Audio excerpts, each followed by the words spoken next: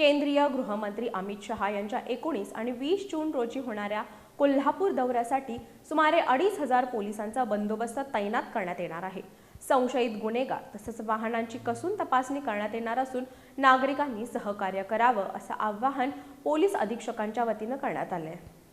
केंद्रीय गृहमंत्री अमित शहा, महाराष्ट्र राज्याचे मुख्यमंत्री देवेंद्र फडणवीस, उपमुख्यमंत्री एकनाथ शिंदे, उपमुख्यमंत्री सुनेत्रा पवार यांच्यासह विविध मंत्र्यांचा कोल्हापूर दौरा 19 जून आणि 20 जून रोजी आयोजित करण्यात आला आहे।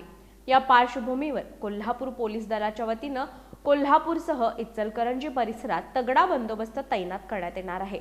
1 पोलीस अधीक्षक, 6 अप्पर पोलीस अधीक्षक, 20 पोलीस उपाधीक्षक, 64 पोलीस निरीक्षक, 142 सहाय्यक पोलीस निरीक्षक आणि उपनिरीक्षक, 1385 पोलीस अंमलदार, 400 होमगार्ड, 8 क्यूआरटी पथक, 3 आरसीपी प्लाटून आणि 2 एसआरपीएफ कंपनी असा सुमारे 2,500 पोलिसांचा बंदोबस्त या दौऱ्यासाठी नेमण्यात आलाय।